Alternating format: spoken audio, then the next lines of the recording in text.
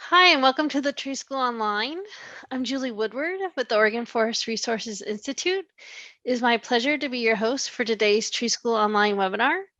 Tree School Online is a production of the OSU Forestry and Natural Resources Extension Program and the Partnership for Forestry Education. We want to give recognition to the Oregon Forest Resources Institute for contributing to this project and to the U.S. Forest Service and the Oregon Department of Forestry for providing a grant. This is the last Tree School Online for the spring 2021 session. We'll be taking a summer break. So please visit the Tree School Online page on knowyourforest.org website for future updates and to know when those future ones may be scheduled. Thanks again for joining us today. We know it's nearing the summer season, which is always harder than to get in front of the computer, but many of you may be familiar with Zoom since we've been doing these for a while now, over a year. But just as a reminder, the Zoom toolbar should be located at the bottom or top of your screen, and we'll use some of those features on that toolbar. Your audio and video is turned off for all the participants. And please put written questions in the Q&A box. You should be able to click that on the toolbar. And please send those questions throughout. We'll be asking those questions of Mike throughout the presentation. Chat should only be used if you're having problems or general comment. They'll be monitored throughout by Glenn Ahrens, and Glenn will also put links and information in that chat along the way. So thanks, Glenn, for being a co-host today. The resources that will be mentioned today can be found on the Tree School Online class guide and on the easily reach those from the Tree School Online page on Know Your Forest or through the Beeves links there on the front screen. You can click on the webinar description, then look for the webinar you're looking for, and immediately above that, you'll find instructor resources. The recordings will be, this webinar will be recorded, and those recordings are available also on that Tree School Online page. You also might find a whole host of library of other webinars that we've had over this last year. We'll also be using polls will be used throughout the webinar, and those polls should pop up on your screen. If they don't, you can, after the questions, we say the poll's up, you can just click on that and the poll should pop up, and then just select the answer that best fits for you. And then today we have a very special guest, Mike Cloughesy, as our presenter. And many of you may have over the years had a chance to see Mike at various tree schools. And today Mike's going to talk on forest sustainability and certification. And Mike is the director of forestry for the Oregon Forest Resources Institute.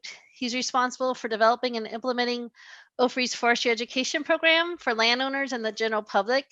He also serves as a liaison with the forestry and forest science communities. And prior to joining OFRE in 2003, Mike was the director of outreach education at the Oregon State University College of Forestry and the assistant leader of Forestry Extension Program and professor of forest resources. Mike spent 11 years as an extension forester for OSU in Douglas and Lane counties, and he holds a bachelor's degree in forestry from Iowa State University and a master's degree in forest science from OSU. And I've had the privilege of working alongside Mike for many years. And we unfortunately have heard of Mike's retirement date is here within a few weeks. And so we're really excited to have Mike give this presentation today, as we can't even count how many presentations Mike has probably given over his 40-year career. But we're excited today for Mike to help us learn more about forest sustainability and certification. So Mike, you want to share a little bit about what that will entail today? Sure thing. Thank you, Julie. It's a great pleasure to be here, and thank you for hosting me. This is really going to be a fun one because in addition to opening with our opening poll, you're going to get the chance for many of you to see our brand new OFRE video, Sustainable Wood from Sustainable Forests.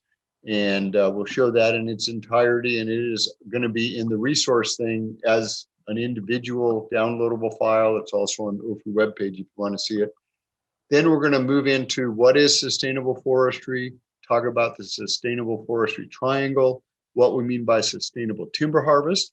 We'll have a break for questions then, which is probably about halfway. And then the second half will be just on forest certification. We'll talk about the three major systems, FSC, ATFS, and SFI. Talk a little bit at the end if there's time. And this part, if we're tight on time, we may cut out the certification versus regulation, but I've got some slides in there comparing the Oregon and Washington Forest Practices Act on 4 key areas to each other and also to FSC certification. I think it's kind of illustrative. And then we'll have a wrap-up poll and more questions. And so that's what we're planning to do, Julie. And my slide says you should do a poll about now. Sounds good. Well, thanks again to everyone that is joining us today. And we'd love to hear where you're at today, or where your tree farm, whichever you'd like to talk about today. So we'd like to know where you're from, about yourself, and then how many acres of forest land do you own or manage? And then, is the property you own or manage certified? So if you just click on those 4 questions, we'll just give a minute here for everyone in order to get their answers in. And it's, we miss teaching everyone in person, even though that's starting to open back up some, but this certainly helps us just get a visual of where people are at around the state, or it looks like even in Washington state or outside the US, and then the variety of our audience and their diversity of backgrounds. So it looks like we have 72% have voted. Oh, that number's going up. So appreciate just taking doesn't take too long to click those answers for those 4, and then I'll share those out. So it looks, Mike, like kind of we have a lot from Willamette Valley. So I'm going to go ahead and close out the polling, and we'll share those results. So 70% are from the Willamette Valley. We also have people on the coast and in Southwest Oregon, Washington State, and then looks like even 2 that are clicking outside US. So you're getting international affairs today. Looks like there's people, woodland owners as our majority of audience, but we also have professionals across the private and agencies and nonprofit, as well as others. And looks like we have a variety of landowner sizes from 0 up over 1,000. And then, is the property you own or manage certified? And 76% say no. So that sounds like some opportunity to me today. And then we have yes for FSC, no for 0 from SFI, and then a few from American Tree Farm System, and yes by other systems. So interesting spread of people viewing today, and look forward to people learning more about this. And again, if you have questions, feel free to send those in at any time. So Mike, I will hand it over to you. All right. Thank you, Julie.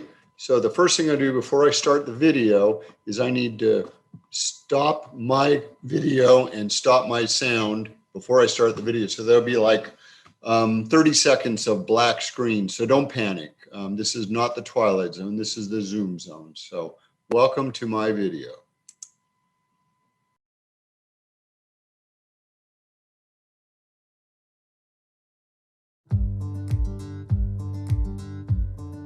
Hi, I'm Mike Cloughesy, Director of Forestry with the Oregon Forest Resources Institute.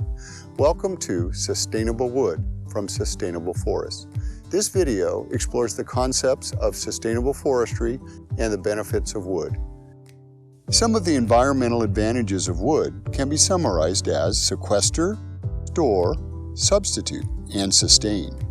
Forests sequester carbon. Wood products store carbon. Substituting wood for other building materials reduces carbon emissions, and managing forests sustainably ensures this is a long-term approach. Wood is one of nature's most beautiful building materials. People love the look of wood. Building with wood can create warm, inviting interiors. In fact, wooden interiors can help reduce stress, increase worker productivity, and improve mental health. The use of natural building materials like wood is known as biophilia, or love of life. Wood is the only major building material we have that is renewable. Trees grow, are harvested, and then new trees are planted in their place to start the cycle of growth over again. Reforestation and sustainable forest management ensure our long-term supply of wood. Trees may come and go, but managing a forest requires a long-term vision that takes into account all of the other things that a forest provides besides wood products. Trees absorb carbon dioxide from the atmosphere and through the process of photosynthesis, convert it to sugars and lock carbon away in wood. 50% of the dry weight of wood is carbon, taken from our atmosphere. Even after a tree is turned into a wood product, the carbon remains in the wood and is stored for the life of the product. Life cycle analysis and environmental product declarations of wood products have documented their carbon storage and other environmental benefits. Forest sustainability involves more than just a long-term supply of wood. The Forest Sustainability Triangle shows this by including 3 types of benefits that must be considered for forest management to be truly sustainable. Ecological, social, and economic benefits are all important. Ecological benefits include maintenance of the basic ecological role forests play in cleaning air and water and providing a variety of wildlife habitat. Carbon sequestration and biodiversity are also important ecological benefits. Social benefits include the strong connection that people have to the forest. Recreational access needs to be considered, as this is how the general public most directly interacts with the forest. The visual appeal of forests is another social benefit, as well as the public services provided through tax dollars paid by forest landowners and forest product companies. Economic benefits include the timber revenue forests generate for landowners and forest product companies. This sustains jobs in lumber and plywood milling, logging, trucking, and other forest-related industries, especially in rural communities. Sustainable forestry can be defined as managing forests to produce an array of benefits now and into the future. This is often referred to as stewardship. A forest steward manages natural resources to meet present and future needs. Before the concept of sustainability came along, forests were often mined rather than managed. Instead of planting new trees after logging, we just moved on to the next stand of timber. In the early years, sustainable forestry was only about producing timber sustainably, but has evolved to include sustaining healthy ecosystems.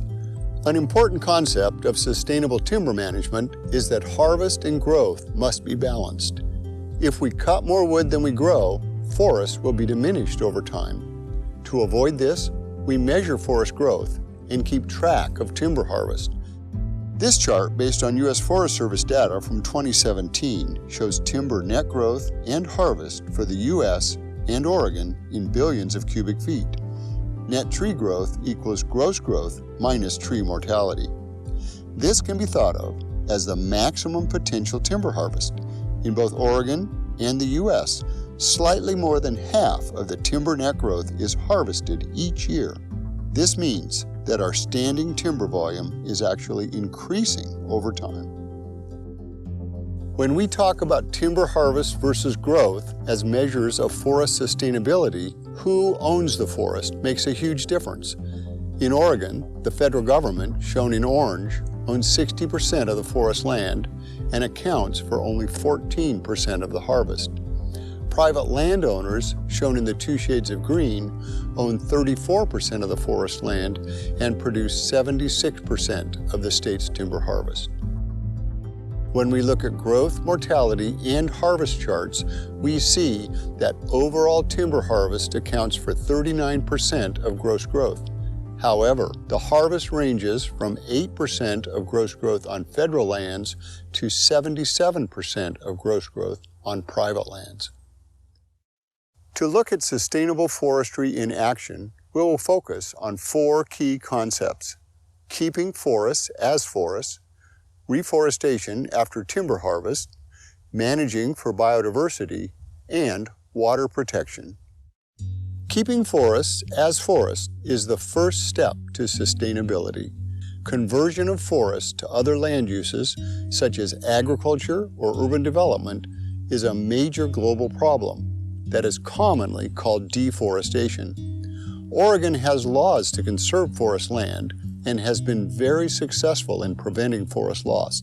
However, many believe that the key to keeping forests intact is to have strong markets for forest products. Stable timber markets help keep forest management as a profitable venture for landowners and reduces the likelihood that they convert their land to non-forest uses. Once forest land is no longer forest land, many of the ecological and social benefits that forests provide are lost. Reforestation is another key part of forest sustainability. Trees must be planted to replace those harvested, and a variety of tree species should be used. Oregon and many other states have laws that require replanting after timber harvest.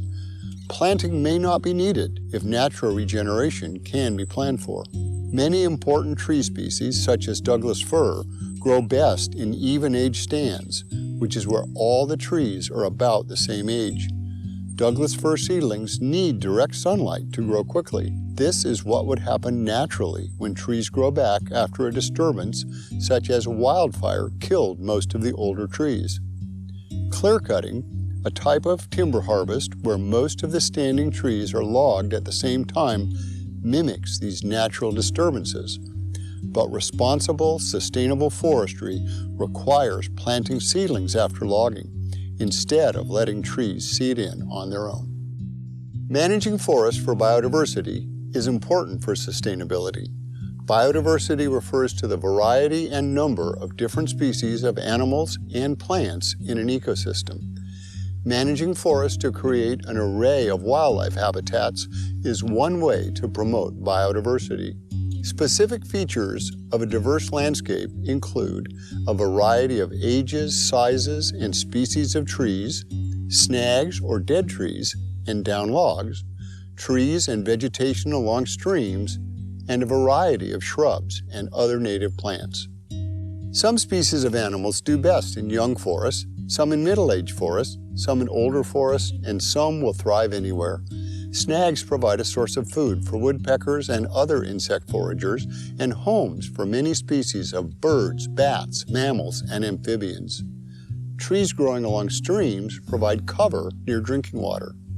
Flowering plants provide food sources for pollinators and seed and nut foragers. A variety of biodiversity is important across the larger landscape, which is to say that not every acre of forest needs to be managed for all potential habitats. Biodiversity works as a quilt over a landscape. Water protection is essential for sustainable forestry. Many municipalities depend on forested watersheds as their drinking water source. In Oregon, studies have shown that the highest quality water comes from forests, including forests managed for timber production.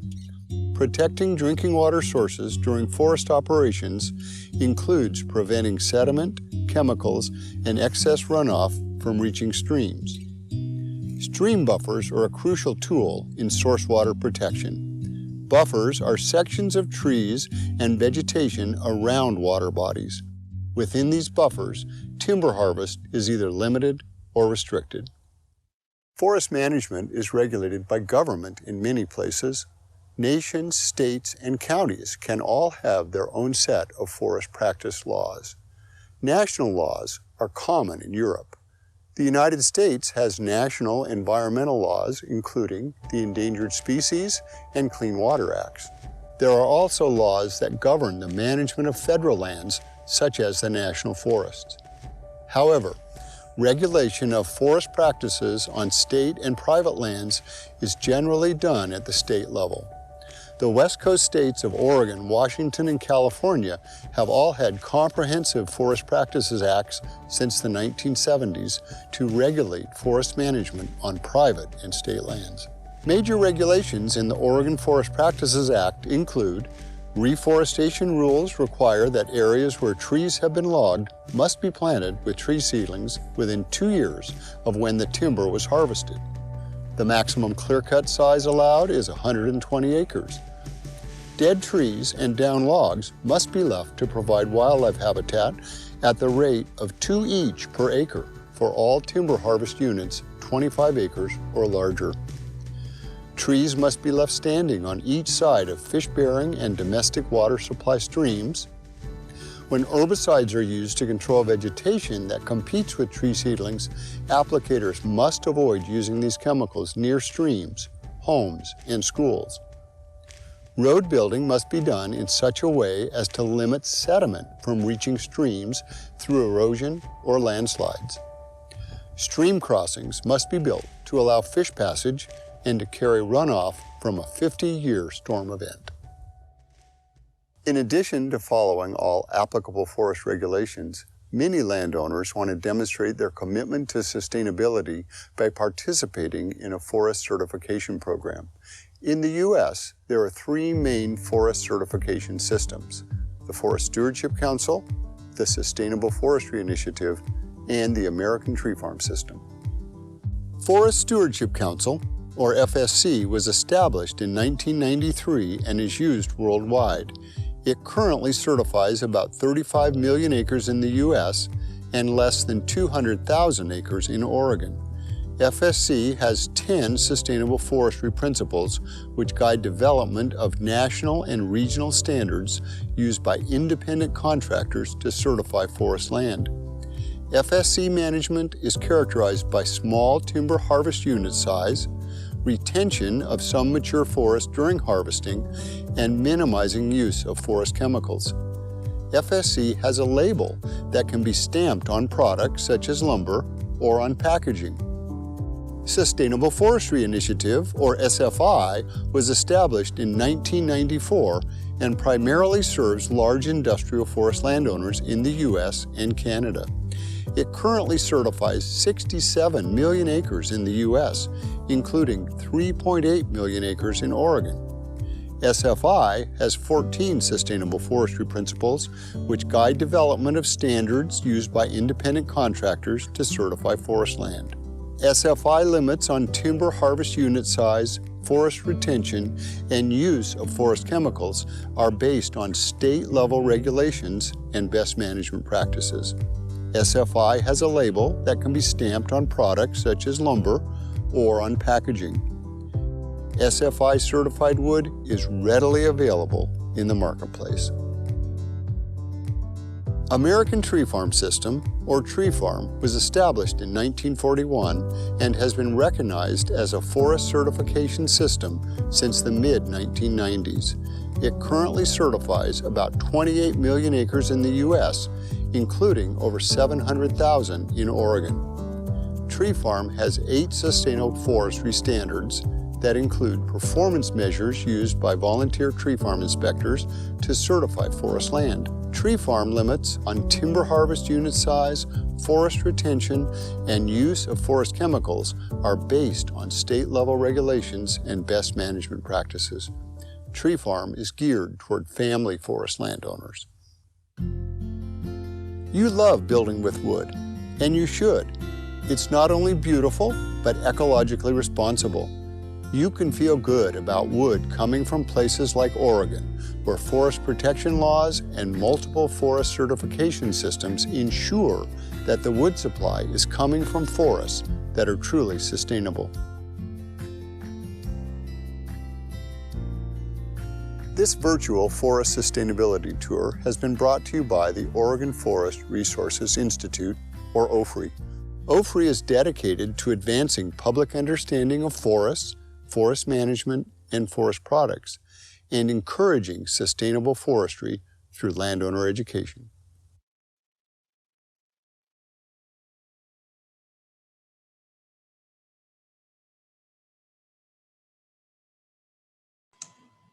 Okay, I'm back.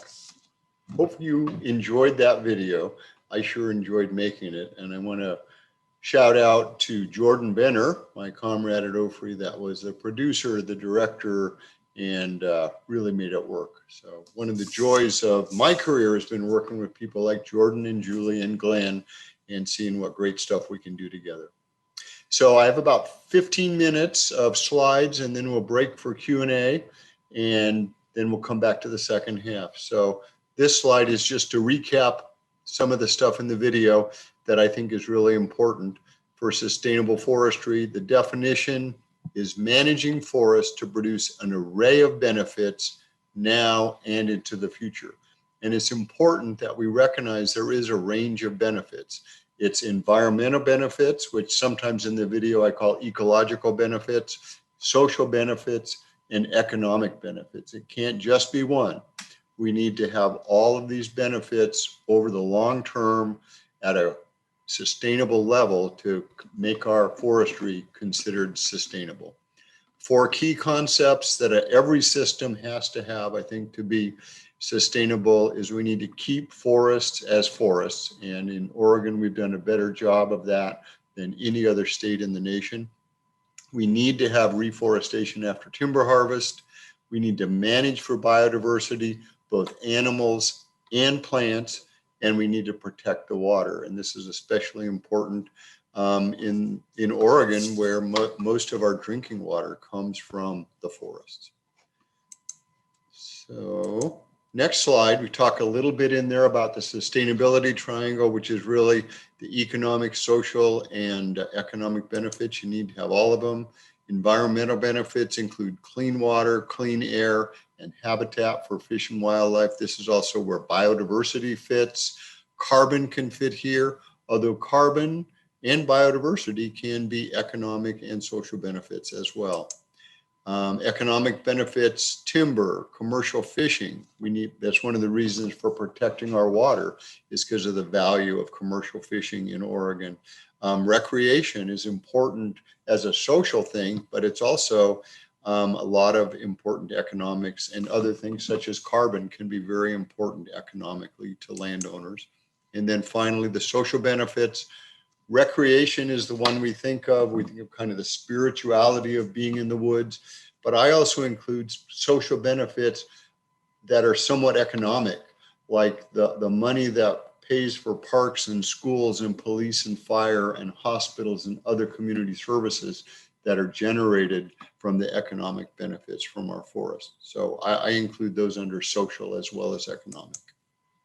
It's also interesting when we look in Oregon, our lands are managed in many different ways, many different landowners, but the Board of Forestry, when they did the forestry program for Oregon in 2003, they divided up all the land in the state as to what it was managed for. They have all these management scenarios or management strategies. And it came out that there were really 3 of them, and each of them represented about 1/3 of the acres. 31% was in a reserve, such as older habitat, wilderness. You've heard of late successional reserves. 33% is in multi-resource, which would be think of a lot of state forests and east side federal forests, where you want to do multiple use. You do timber, you do recreation, you do wildlife, you do water protection, you do it all. And then 36% primarily for wood production, but even on those acres, you need to do other protections, which become multiple resource. So it's about 1/3, 1/3, 1/3. So it's kind of interesting. In the video, I talk about that sustainability needs to be looked at a landscape level. And some studies done by OSU showed that the watersheds that had the greatest biodiversity were the watersheds where we had the mix of ownerships and the mix of management scenarios. In the ones that were strictly private forests or industrial forests, they were one level of biodiversity. When they were all federal forests, they were another level. But when it was a mixed up land use, the biodiversity over the landscape was the greatest in that study. So again, this just shows how the type of forest management relates to the sustainability. Also, which of the landowners do that sort of management. Reserves are mostly on federal, but there's also some state, some tribal, and a little bit of family. Wood production is primarily industry and family, but also some state and some tribal lands are in there. And the multi-resource is most of the state lands, most tribal lands, some family lands, and some federal lands. So again, over the landscape, by having these different sorts of management, you get a higher level of sustainability. And I think we really have that in Oregon. The other thing that's important when we talk about sustainability is the idea of conserving forest land. And in Oregon, about 47% of our land area, or about 30 million acres of the state, is in forest land. And it's amazing, going back to the 1600s, where they have estimates of how much forest land there was. then into the 1920s and 30s, where we first started having some kind of inventories. And then from the 50s to the present, where we have the continuous forest inventory, the FIA forest inventory and assessment. Every 5 or 10 years, we're able to look at it. And in Oregon, we have really done an outstanding job of conserving our forest land. It was around 30 million acres in 1920. It's around 30 million acres 100 years later in 2021. No other state other than Alaska has held that sort. If you look at the other states around us, it's much, much lower. And this is not just due to our forestry laws. This is due to our land use conservation laws, which I view in Oregon as important policies about forest sustainability. Because the first thing you have to do is keep it in forest. As one of Jordan's videos says, once you convert a forest into a parking lot, its superpowers are lost. So then we look at who owns the forest. And as I said in the video, this makes a big difference. The chart on the left is our hero chart, that the gray bars represent total timber harvest in the state, around 4 billion board feet for a long time. The dark green line is the large private industry, pretty stable, around 3 billion board feet or less. Took a big dip when we hit the Great Recession in 2007 through 2011. And then the smaller players at the bottom, federal, state, tribal, and small private are down each in the range of 250 million to 500 million board feet a year. So we had, a big switch over time, but today, about 60% of our forest land is owned by the federal government. They do about 14% of the timber harvest. Private land together, large and small, is about 34% of the forest land, and they do 76% of the timber harvest. So it's pretty much what you would expect. Private land is the ones that are closest to the timber harvest. When we look at certification, we'll see they're also the most likely to be certified. There's no secret that the motivation for certification is markets, and that's most important if you're interested in selling your wood. And the forest industry is the landowner, the large private, that's the most interested in selling their wood, and they're the ones that are most likely to be certified. The other thing about sustainability is you can't cut more than you grow in the long term, or you're liquidating your forest. And there have been times in our history as a country and in our history as a state where we have been very much in forest liquidation mode, but we're not now in either. And in the video I showed for both the country and for the state, we average about 50% of the net growth as timber harvest. And it really varies by landowner. So here we look at the total, this pie chart, and it's important to hear that it's not the same 50%, because I talked about net growth, which is gross growth minus mortality. So if we did these two together, the gray, which is net change, and the green, which is harvest, together is around 50% after we take out mortality. But when we look at for different owners, it's very different. So on the federal, we harvest about 8% of the gross growth, 36% goes to mortality, 56% net change, increasing forest stocking. Private, kind of the opposite. We harvest about 77% of the growth, 11% goes to mortality, and 12% is increasing wood over time. Actually, this 11% mortality is a little deceiving, because mortality that's harvested counts as harvest rather than mortality. So right now, a lot of the mortality has been through fires, and on the private lands, more than any other source is being harvested, whereas on the federal, a lot less is. So the point here is that the private land is sustainable. We're harvesting much less than our growth. State land, we're harvesting 56% of our growth. And on the federal land, you'd say, well, harvesting only 8% of your growth is sustainable, because that's only 8%.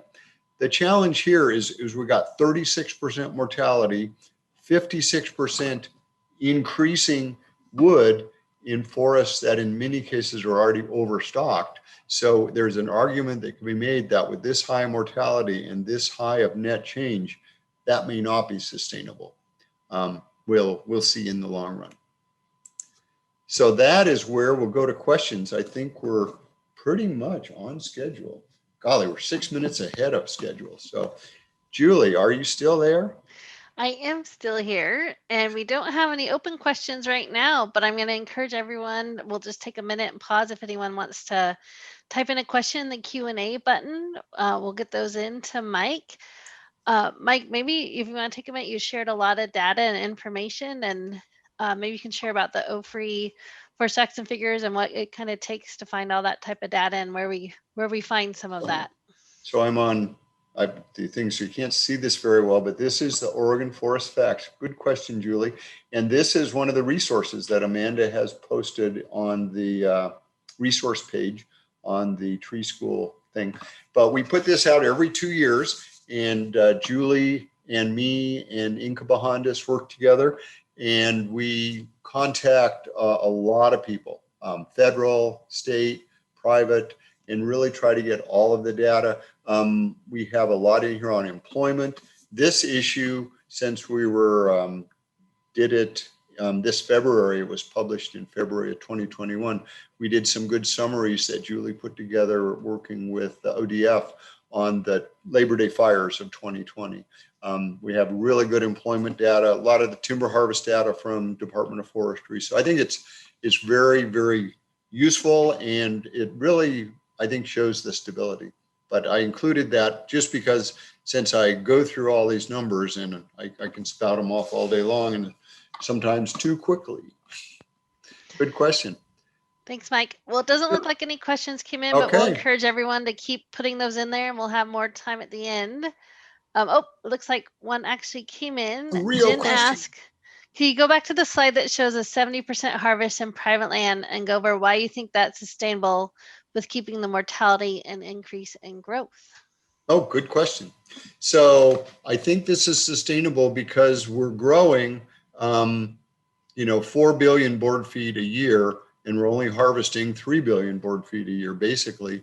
And what we mean by growth is they go out and measure all of the trees that are there on plots. And this is done by the Forest Inventory and Analysis. They have like one plot every 3,500 acres, and they're spread throughout the landscape. And they go in and every 10 years, they remeasure. So they measure 1/10 of the plots every year. And they make an estimate every 5 years of what the volume is of standing timber, how much was harvested, how much died. And the goal in managing a piece of land is, unless you don't have enough timber to begin with, you want to be, increasing it somewhat. And, you always have to think of, well, what level do we want to have on there? But over the long term, you don't want to be harvesting more than you're growing, or you're going to be less and less. But as long as you're increasing, I think that's sustainable in my way of thinking, and most people that look at the data would agree with that definition. Good question, though. All right, shall we push on? All right, I think go ahead and move on, and we'll encourage people to keep asking questions in the Q&A. Oh, it looks like one more came in, Mike, if you want to do that. It said, and this might be for in this next section, but it says, do you know the trends for tree farm and FSC in Oregon? Is there growth in acreage? So maybe you can talk about that as you move into certification. And that's a really good question. Very good question. All right, so moving on to the next one, we'll talk about forest certification systems. And I always start with the origin of it, because they haven't been around forever. They've been in Oregon and in the world since about 1992 is when they got going. There was this thing, those of you that are old enough to remember what it was like in the late 80s and the early 90s, there was a lot of worry about the tropical wood and overharvest and conversion of forest into non-forest and real deforestation. And that was a huge issue. So in 1992, they held the Earth Summit in Rio de Janeiro. And it was a pretty major thing. And basically they talked about how do we do sustainable forestry, sustainable agriculture to protect our planet. And they were beginning to talk about global warming and climate change, but not nearly the level they are now. It was more really a concern of, here you have this resource of this tropical rainforest and we're losing it. So how can we prevent that? Because the feeling was that the tropical rainforest was being harvested and all of this wood was being sold in Europe and North America, and it was not a good thing. So the first one that got started was FSC. It was created by the World Wildlife Foundation, and you can see their panda logo there. And they created this forest and trade network and really trying to stop the trade of tropical hardwoods.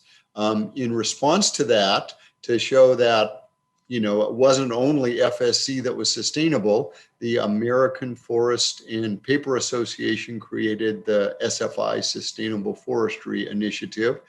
Meanwhile, a lot of the environmental groups, that's what ENGO is environmental non-governmental organization, which like World Wildlife Fund and others had a lot of market campaigns. There were people that went out and protested Home Depot because they didn't feel that they were sustainable, and others like that. Global trade networks were formed, and we really started hearing about certification. And it's been driven by environmental groups who want to make sure that sustainable forestry is practiced. It's a way to measure sustainable forestry. It's also been driven by some forest product companies who believe they're practicing sustainable forestry and they want to show the market that they are.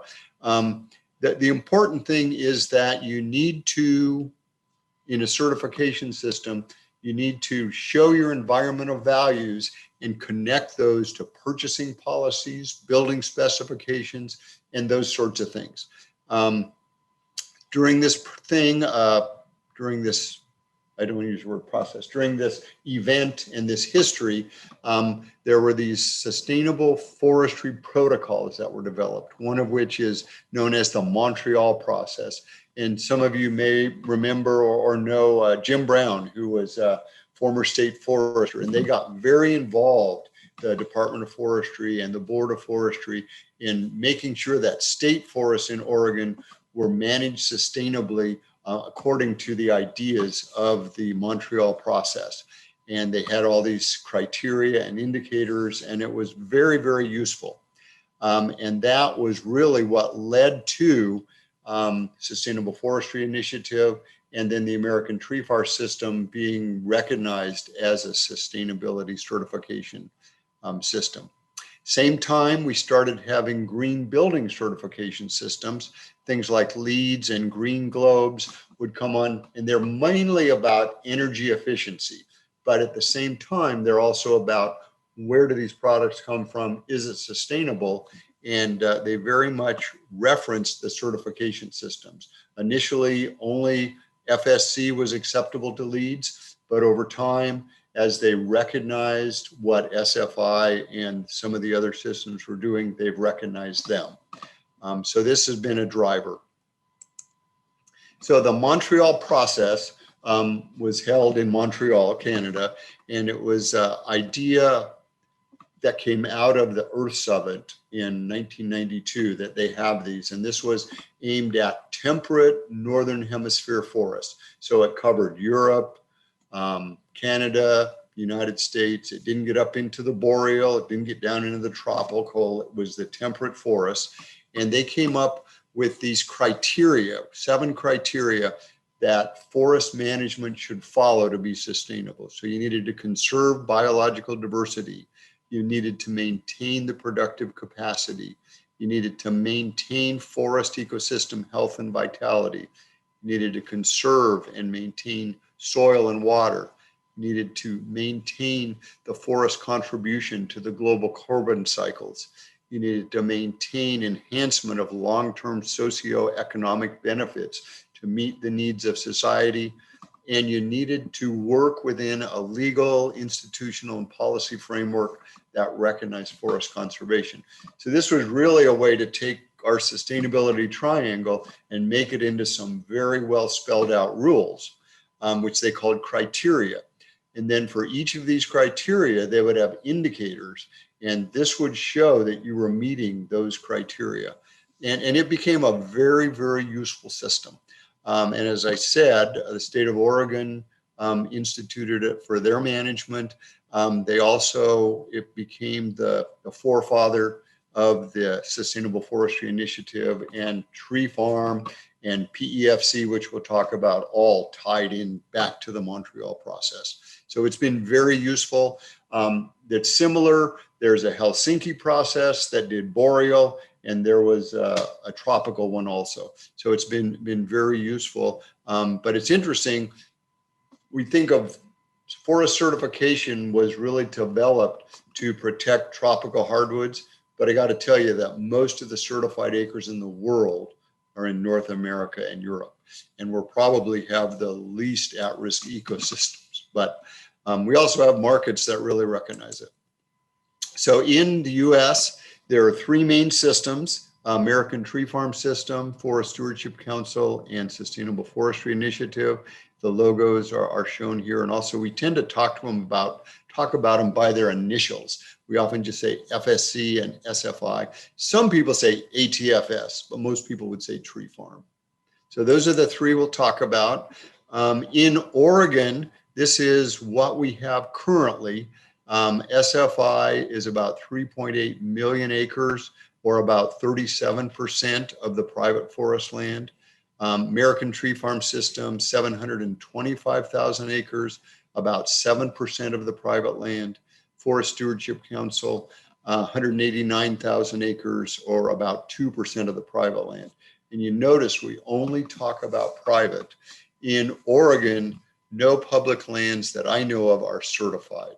The state lands are not certified. They've investigated looking at SFI or Tree Farm or FSC, but what they came down with was an evaluation that the forest practices rules meets 90% of the way there, and the only thing that they felt in the studies they did that you really needed to add was the tracking, the chain of custody. If you added a chain of custody to the Oregon forest protection laws, the study that was done by OSU showed they were as good as any certification system.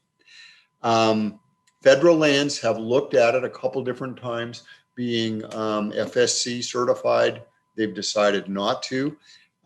In other states, that's not the case. Federal lands are not certified in any state, but in several Midwestern states, particularly the Lake states, and Michigan, Minnesota, Wisconsin, and up in Maine, most state lands, and those states all have a lot of state forest land, are certified dually under SFI and FSC, which is kind of an unusual thing, but they felt it was beneficial to do both.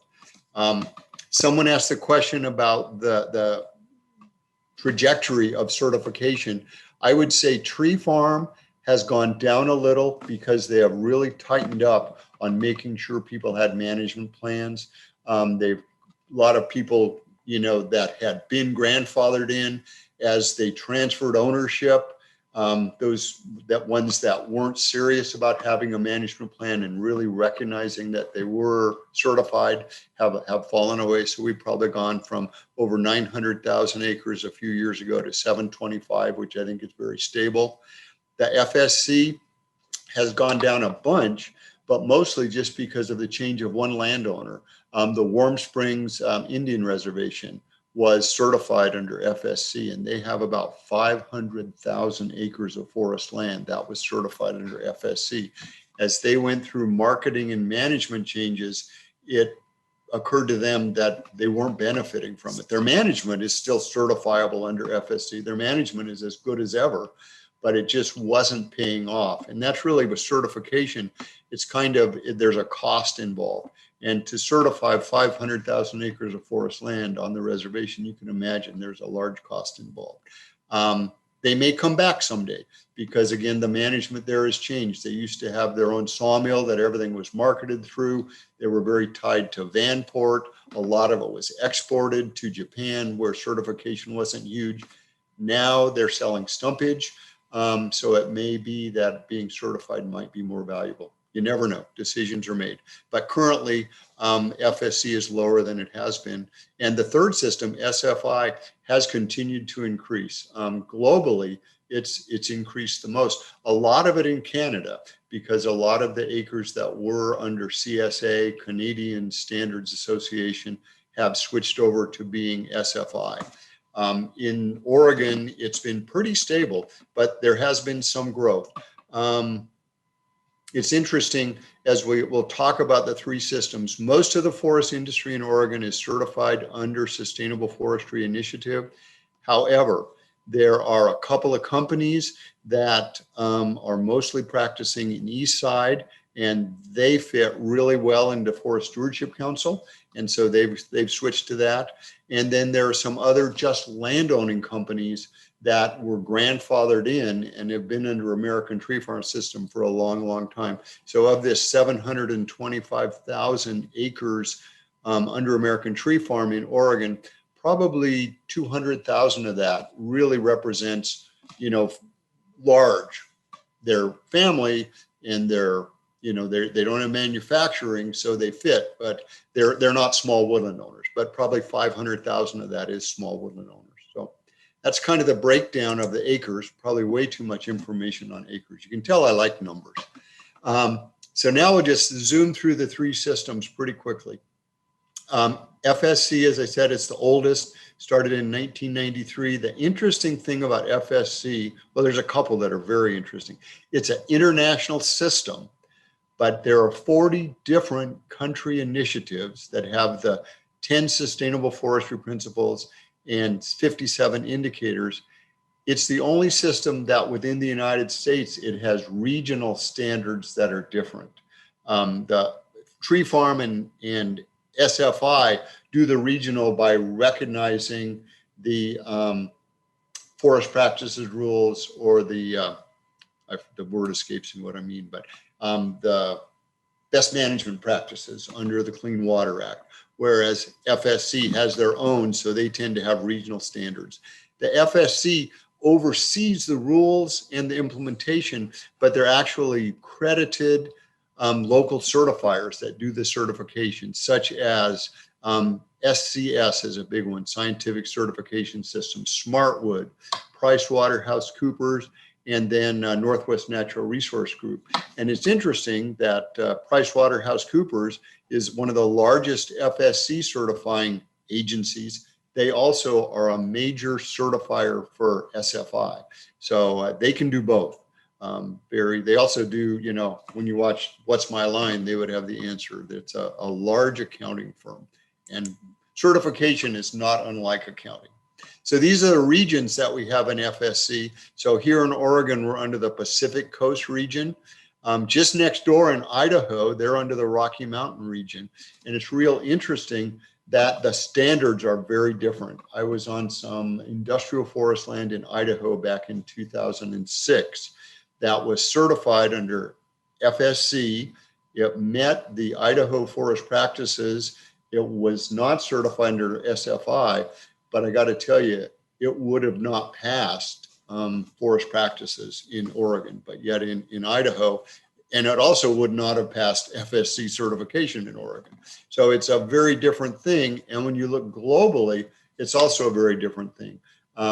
Certified FSC certified wood, say in Vietnam, is not exactly the same as certified FSC wood from Oregon. And that's just the reality of an international system. The laws are different, the situation is different, the species are different, the politics are different. But in the US, this is the way it works out. It's a very, very good system for the US. It's a very, very good system for Europe. Chain of custody, they invented chain of custody and really do it well. They also have a product label. What they promote is what they would call natural forestry or ecological forestry. They really focus on the ecosystems. It works really well on some industrial lands, particularly east side. As I said, there are a couple companies that do it quite well. It has 10 principles that look a lot like, all of these principles, kind of look a lot like each other. The thing, I guess, to me that makes FSC really stand out is indigenous rights. And I think that's one of the reasons that a lot of the tribes like it. They also do high conservation value forests, which are things like old growth or oak ecosystems or something. So they have some things that are very good, and it works really well for some lands. American Tree Farm System, I'm going to go back. I would say one of the keys for FSC is where it fits the best in Oregon, besides a couple of companies, are the conservation groups that manage forest land, such as the Nature Conservancy or EcoTrust, because it really works with their philosophies. So it works really, really well. And also some small landowners. It works really good with some families, and it works good with some companies. Tree Farm is the oldest as a system, but when it was formed in 1941, it really wasn't a certification system. It was a recognition system. It was a fire prevention system. It grew over time into being a certification system. And actually, you can see the sign here where it says Certified Family Forest. That was a sign that we started seeing in the 90s and in the 2000s. Before that, they only said Tree Farm. And I tell you, in some parts of the country, they do not like Certified Family Forest. They like it to say Tree Farm. But the important thing is, this is what works in Oregon really good for family forest landowners. The sponsor is the American Forest Foundation, which it also does a lot of education and conservation. One of the keys to the ATFS is its volunteer inspectors and certifiers, professional foresters through Society of American Foresters or forest contractors, forest consultants. They do this for free for the landowners, and it can be, very expensive to do the other systems. So this is one of the reasons it works really good for family forest landowners is the cost to them is really in their management plan and in their management, but the actual tracking and the certification doesn't cost in and of itself. Tree Farm does not have its own product label, but it can market through SFI companies is where most tree farm wood goes. If tree farmers want to market their own wood, there is through PEFC, which is the Program for Endorsing Forest Certification. They have a label that tree farm managers can apply for and use. It's a really good alternative if you want to market your own and show that it's certified and you're not marketing through an SFI company where most tree farm wood goes. It recognizes the best management practices as outlined by the states. So Tree Farm is one set of standards that's the same in the whole country, but it's keyed on the BMPs that are recognized by the Clean Water Act.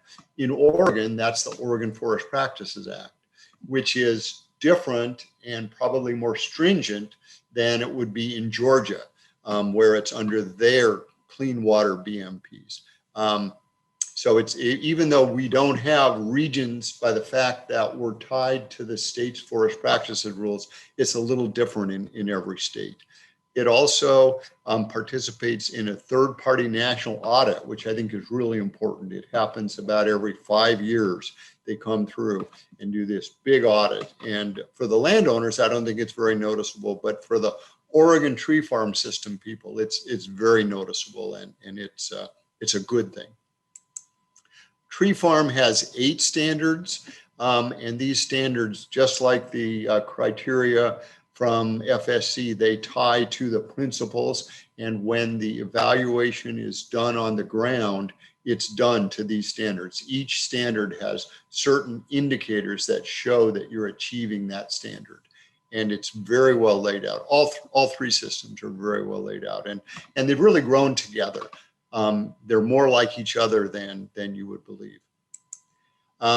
Sustainable Forestry Initiative, the biggest one in Oregon and the biggest one in North America. It works across North America. It's geared towards intensive management for wood production. It recognizes that that's a sustainable use for the land. It has major protections for biodiversity, water quality, and sustained yield. Like tree farm, it's tied to the best management practices outlined by states in their Clean Water Act BMPs. It works really well in Western Oregon and Washington even age systems. One of the things I think that stands out for SFI for me is it really promotes logger training and certification. It's been one of the drivers that we have things like the Oregon Pro Logger program through Associated Oregon Loggers and other programs like that in other states, because they recognize that being sustainable is not just about the landowner. It's as much about the logger as it is about the landowner. They have really good chain of custody. They also have a product label, and one of the keys to their product label, which I think is really important, and FSC does this too, but it's not to me as well spelled out as it is in SFI, is they allow mixed source wood. So when you see the SFI label on something, it doesn't mean that every solid piece of wood on that was certified. It means that over the chain of custody, it's got, 90% of it is, or 85% of it, depending on the certification. So it's pretty useful. And this has helped a lot of tree farm wood get into the market. SFI is based on the Montreal Process, which we've talked about as International Sustainable Forestry Framework. It's also recognized by PEFC, and we'll get to what PEFC means, but it's really important because the PEFC recognizes American Tree Farm System and the Canadian Standards Association. So since all of those kind of tier up to PEFC, they can trade wood and work together. As I mentioned earlier in the beginning, SFI was originally started by the American Forest and Paper Association, but it is now managed as a nonprofit. And if you go to their website, you'll see a wide variety of players on their board.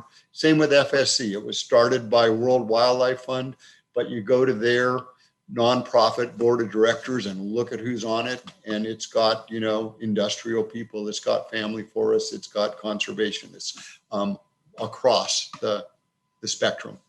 Also, like FSC, SFI, the audit is done by third-party organizations like PricewaterhouseCoopers is one of the biggest. KPMG also does a lot, and QMI SAI is really big in Canada and in the Northeast. One of the unique things about SFI is it's recognized as an ANSI process. And that's got to be important when we have one acronym recognizing another acronym because it's part of a third acronym. But this is really important for companies that are vertically integrated, because a lot of the manufacturing stuff is ANSI, which is American something Standards Institute. I don't remember what the N stands for, it doesn't matter. A lot of engineering stuff is tied into this.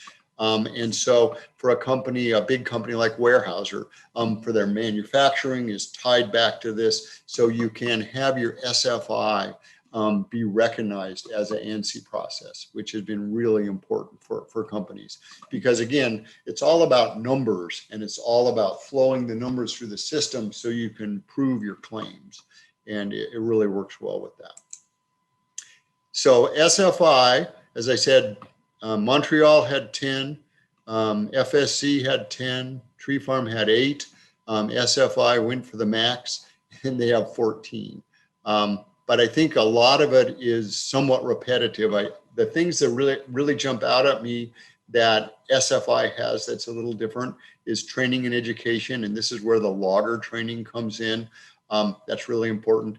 They also have separate responsible fiber sourcing practices in North America. Again, SFI is tied to these manufacturing companies, and they have to buy wood. So they need to have standards for that. They needed to have principles for that the others didn't. And they have a big one on avoiding of controversial sources and illegal logging, which I think is really important. And We all want the laws to be followed.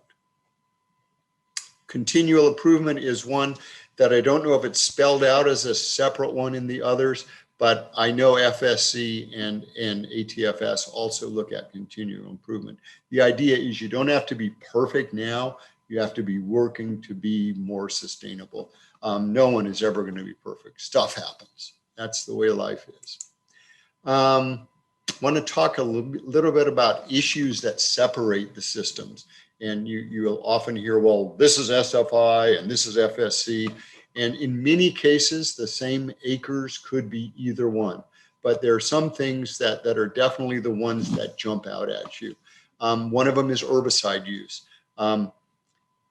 In the FSC, they really ask you to try and reduce and eliminate your herbicide use. They don't say you can't do it, but they focus on not doing it.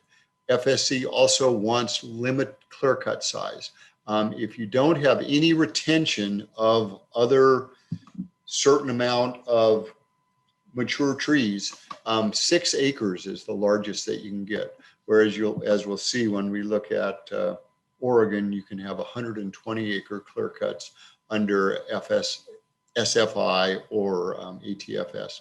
Stream buffers, they have wider stream buffers, a minimum of 150 feet. And as I've restudied this, I think this actually could be interpreted as 200 feet. They do not allow genetically modified organisms, but that's really not an issue for forestry in Oregon. They demand reserving older forests. They believe in social obligations to workers and communities, especially among larger owners. And they have issues in some cases with plantations replacing natural forests.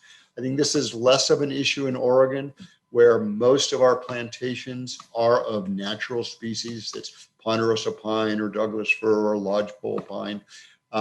When you're bringing in eucalyptus instead of your natives, or you're replacing a natural hardwood forest with a southern pine plantation, it gets a little trickier.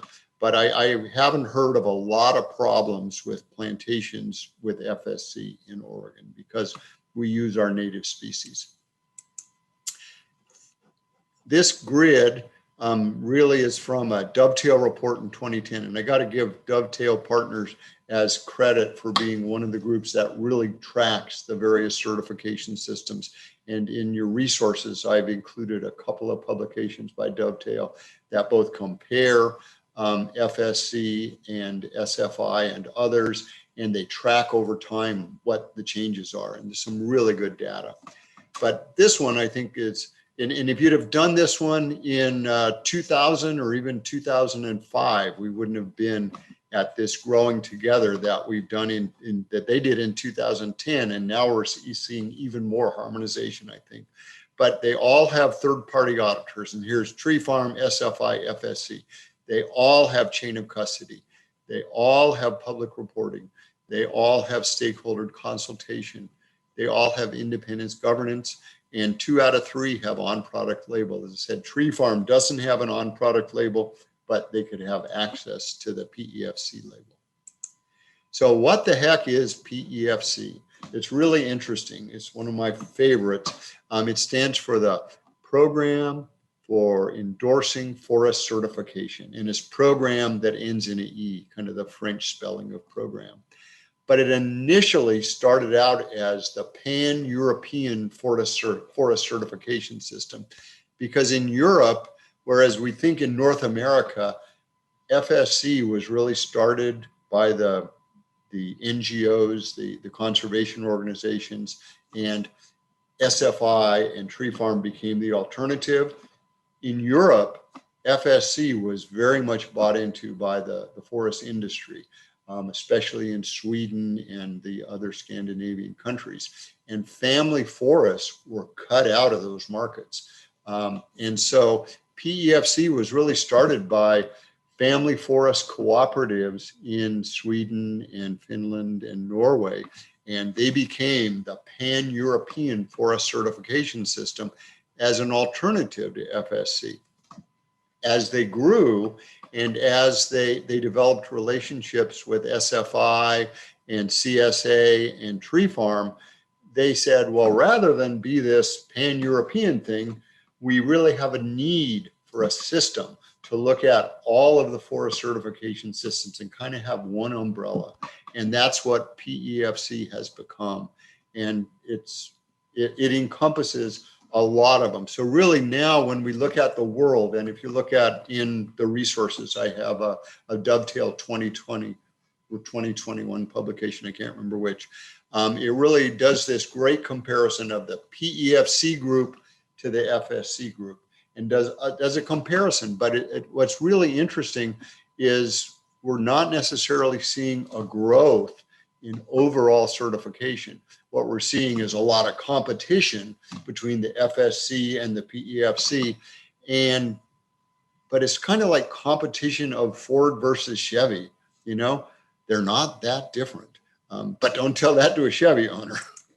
So anyway, the PEFC, we talk about program purposes, assessment of mutual recognition of national forest certification schemes. It's based on Montreal Process. So it's all temperate, European, North American. Has 29 independent national forest certification systems, very much tied to best management practices, such as in Oregon, it means the OFPA. So OFPA, check the time here. Oh, we're not doing too bad. It's 4:10. So I'm going to just buzz through a few slides that compare the forest practices rules in Oregon, Washington to FSC to kind of, again, look at, because remember, for the SFI and the tree farm, what they need to do as a minimum is follow the forest practices rules. We all do. I mean, that's the law for private lands. So what does the Forest Practices Act require in Oregon? It requires prompt reforestation. You have to, within 12 months, you need to begin your process. Within 2 years, you need to have free to grow stands. You need to have planting within 2 years, and in 6 years, you need to have free to grow stands. We now have nearly 100% compliance, except when the drought years are bad. We protect water resources. We have what we call riparian management areas on each side of every stream that has fish or domestic use. We limit applications of herbicides and fertilizers near the stream and can't get any in the stream. And this really serves as our BMP under the Clean Water Act. We protect wildlife habitat. The big here is the 2 up, 2 wildlife trees or snags, and 2 down logs per acre. Harvest is restricted or sensitive birding, sensitive bird nesting, roosting, or watering sites, and landowners must be responsive to nesting and feeding of the wildlife a lot of different ways. And if you look at, Julie could talk about the wildlife and managed forest program that she and Fran have done, and the fact sheets that show when each bird that's protected is nesting and roosting and what difference it makes. So that's important. And finally, the other big one is the clear cut size. In Oregon, we have 120 is the largest contiguous clear cut you can have. You need to have 300 feet between clear cuts, and you're not allowed to harvest next to a clear cut until the trees are at least 4 feet tall or 5 years old. So I want to go through all 4 of these, what I call the big 4, and look at them in terms of the OFPA, Washington FPA, and the Pacific Coast FSC standard. So again, what we call green up is how big the trees have to be in adjacent stands before you can have back next door to each other. In Oregon and Washington, they both have to be 4 feet tall. FSC says they have to be 5 feet tall. So not a big difference, but pretty reasonable, kind of a good collaboration there. When we look at riparian management areas, this is where the big difference is. In Oregon, it's 50 to 100 feet. In Washington, it's 90 to 200 feet on either side of a stream. In Oregon, it depends on stream size. In Washington, it depends on site class, which higher site classes tend to be in the wetter areas. So it's somewhat analogous with stream size, but not really. And on FSC, the way I interpret it is it's really 200 feet on either side of any stream that would have fish or domestic use. And they have a 50-foot no-cut zone, 150-foot partial cut zone. In Washington, you also have a 50-foot no-cut zone on the large streams, and then they have an inner zone and an outer zone. This is kind of similar in Oregon to what we have with the SSBT, salmon, steelhead, and bull trout. But for our regular fish large streams, we would have a 20-foot no-cut zone and a 30 to 70-foot partial cut zone. So this is the biggest difference.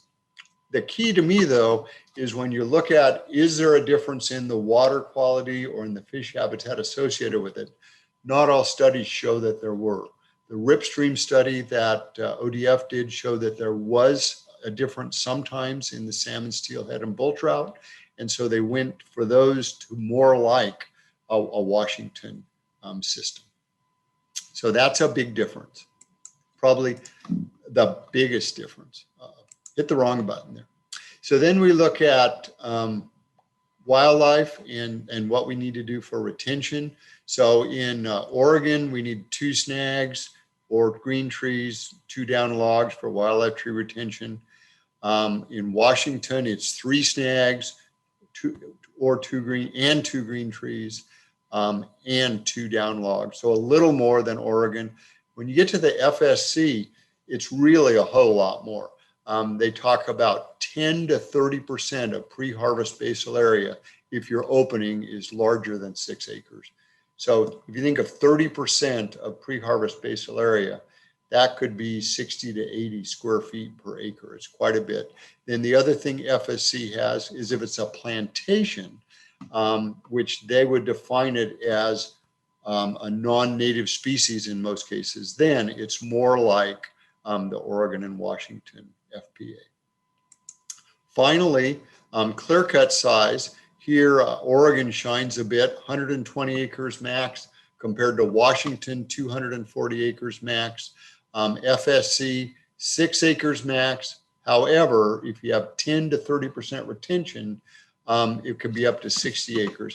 So if you want to know what this would look like, it's kind of like variable retention regeneration harvest that the BLM does is a lot what this would look like. And if you go in the movie, actually, the pictures taken of FSC, those were actually taken on BLM land because we didn't have vast acres of FSC.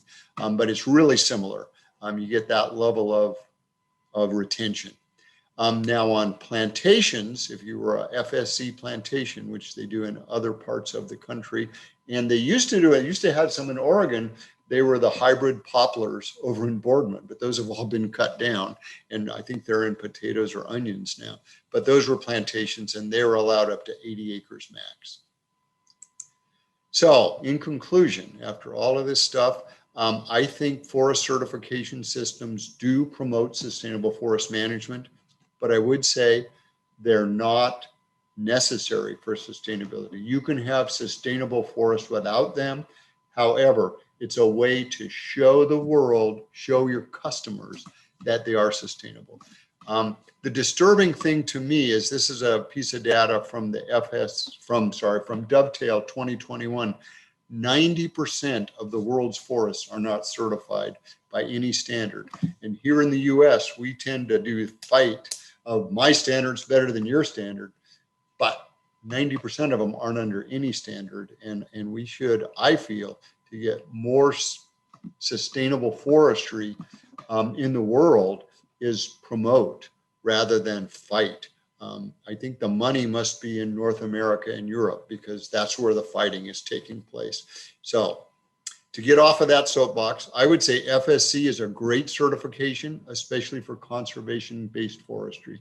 When I see the stuff that TNC and EcoTrust are doing, it's really perfect. When I see the stuff that Collins Pine is doing, it really fits them really, really good.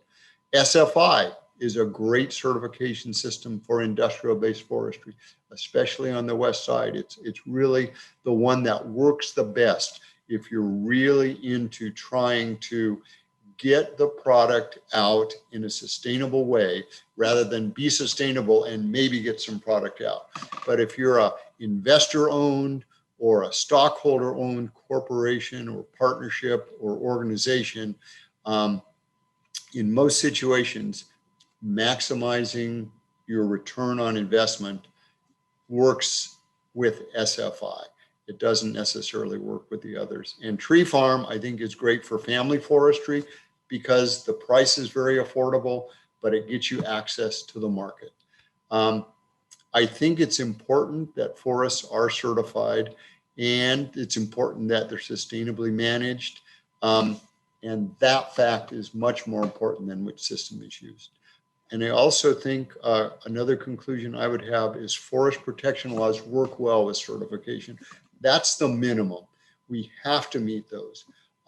Then if we want to go further, we can, yes, we're FSC certified. Yes, we're tree farm certified, but we have to meet the forest protection laws. And I think the study that ODF and OSU did, looking at the ASTM, another acronym for you, I have no idea what it means, and using the forest practices rules to market under that system, I think it's, it really showed to me that our rules are pretty good. All right. That's a lot of stuff, Julie. And I see we have at least 6 brave souls that are willing to ask questions. I got to take a sip of water, maybe while you're— No problem. We do. We've had questions come in, and I'm going to jump around a little bit. This one, I think, came in before the conclusion, but maybe this is, again, another way to help summarize, Mike. The person says there's a lot of great information here to consider. When trying to decide what certification system is best for my land, where do I start? Should I call a forester? I say always start with a forester. And I think it's going to depend on which forester you call. And you might even have 2 different foresters. But most consulting foresters have worked in one system or the other. There are some groups, like I mentioned before, NNRG, Northwest Natural Resource Group. They only do FSC. Trout Mountain only does FSC. There are others, like most forest consultants will do tree farm. They understand all of them. I don't think that for family forest lands, it makes sense to get involved with SFI just because it's so darned expensive. If you're a company, it makes good sense. But for family forest lands, I don't think it does. I think FSC only makes sense for family forest lands in most situations, unless you have money to burn, if you go through a group like Trout Mountain or NNRG. And there you're under a group cert. They have this family forest group thing that makes good sense. It's economical with the same level. Because again, the thing about certification is you need to make sure that the management that they're asking for is consistent with the management that you want to do. And then you use that certification to prove it. And if it costs you a whole lot of money to prove it, but yet your management is the same, you really have to think about, what am I getting for that money? And if where you're marketing your wood is demanding it, then it's definitely worth it. If not, then probably just doing good sustainable management under the Forest Practices Act may be the best you can do. But I'd talk to foresters, but I got to tell you how foresters are. You talk to 3 foresters, you're going to get 3 different opinions. So you have to make your own decision, but they're great to give you information. And I think you answered too, there's a question about what are the cost benefits contributed with being certified? Yeah.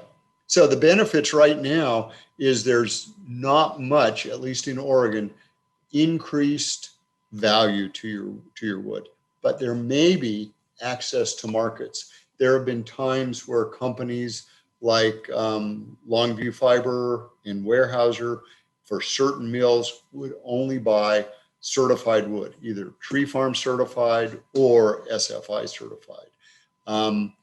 There have been cases where in other states, I won't name states or companies, but there is a company in a neighboring state that actually pays a cost premium for tree farm certified wood or FSC certified wood, because they're certified under both FSC and SFI. And if you're certified under either, they pay you like $5 more per thousand. So that's the only real benefit I've seen. The costs can be very high if you're talking about going on your own FSC or SFI certification, because there's a lot of bookkeeping, a lot of inventory, a lot of that kind of cost. Tree farm is very low cost. Now the companies that are grandfathered in, they do have some costs, but it's probably much more affordable than SFI would be, and more affordable than FSC would be. And then again, for FSC, for small landowners to go with one of the groups, I think that's, it's probably no more expensive than using a forestry consultant that wasn't part of the group. It kind of comes with your consulting, but you have to recognize that if you're using those groups, the only reason they can get the group certification, the way I understand it, is because all of their clients are FSC certified. So you can't, it's kind of, that's the way it's built in. But I think the costs can be reasonable, and the benefits, I guess, to me, it's kind of a pride of ownership. But I'm just really proud that we have the Oregon Forest Practices Act, and that's enforced. All right. So back at the top, Bond wanted to remind you that ATFS started in 1942. It did. It's been around too for a while. Tree farm #1, but it wasn't initially a certification system. It was started really for fire prevention, and it was started in Oregon. The decision was made in Portland. Tree farm #1 was in Montesano, Washington, so it wasn't the first one in Oregon, but it was really about, my understanding from Bill Hagenstein, one of my mentors, who was there at the meeting when they started it, was that what they were trying to do was to communicate to people that were using the woods that this is important, valuable stuff, and you shouldn't just do crazy things and burn it up. So it was really about fire prevention. Then when it went to the Southeast in Georgia, it became part of recognition. And then it was finally in the mid-90s that it became part of the certification. But it's been around a long time. And I know Starker Forest is tree farm certified. Peter Hayes has one, and Jen Gorski. All right, I love it when you know some of the people in the audience. Mike, why don't we pause there though for a minute, and I want to make sure we share the poll while we before we lose anybody. And then also, although we said that this is our last Tree School Online webinar for the season, we do want to also remind people that coming up is Wildfire Wednesdays. So I'm launching our wrap-up poll. You should see that pop up. And that we just appreciate the feedback. It helps us as we're doing the webinar series to get feedback and learn about different topics and what you all thought of the webinar today. And then as a reminder, the Wildfire Wednesdays, hopefully you've been joining those with the OSU Extension and the new fire extension service program. And the next one's coming up on June 16th. So tomorrow at noon to 1. And come here from experts that'll discuss what happens after the fire and address some of the uncertainties and a variety of other topics. So I'd encourage you can still sign up for that. And they also have a great webinar series that are archived. You can go in and take a look. As well as we mentioned, the Tree School Online webinar series will be archived, but we don't have any more right now to sign up for. So just you can go on and view others if you've missed them, or rewatch them again. And then this one will be up in about a week. So while that poll is going, we'll go ahead and go back to the questions. And so Jen, as you mentioned, asked, she'd love to get a link to the OSU study that showed the addition of custody tracking to the Oregon FPA is as good as any of these certifications. So maybe that's something, Mike, you can add to the resources, or I will send it send that link to Jen. I will send it to Amanda, and Amanda can post it. It's a real interesting thing. It's a report that's mostly a ODF report, but there's an appendix at the end that was done by Eric White, who is now with the Forest Service. At the time he was at OSU. And it just did a really good look at it. So I will send that. I'll make a note to send that to Amanda, and she can post it in the thing. I think you'll enjoy it. There also may be something on the ODF website about it. Good question. All right. And then next we have Peter says, how are we doing in Oregon at sustaining habitat for forest dependent animals, particularly those that are at risk? Boy, I think this is a Julie question rather than a Mike question. But I guess what I would say about this, Peter, is what's tracking this is the Oregon Conservation Strategy, which is run through the Oregon Department of Fish and Wildlife, and they have identified, habitats that are important in terms of forest dependent animals. I think we're not doing very well right now with the spotted owl, but I think that's as much a factor of the increase and the predation by the barred owl as it is habitat. What do you think, Julie? You work with Fran on the wildlife and are much more of a wildlife forester than me. We do, and one thing that we talk about, and you started the presentation with this, is the importance of keeping forest as forest. And we know that there's a variety of wildlife that use from younger to older forests, and those at risk that use older. We also know that a healthy forest and keeping them, especially fire, can really change the landscape of habitats. There's a lot of different factors, but we really talk about keeping them in forest land is really one of the most important, and not changing those uses. We've seen that of development or the change to agriculture or other products. So that's one of the things that we really try and track. And I think there is some good information from ODFNW that we can look at with the conservation strategy and others about, how are we doing on that? And so that's something I think continually, like you mentioned at the beginning, at that landscape level, looking to see how those forests are shifting between those different groups of and ages of forest. Good. And then back to certification, is there any value to certifying through more than one system, like both FSC and ATFS?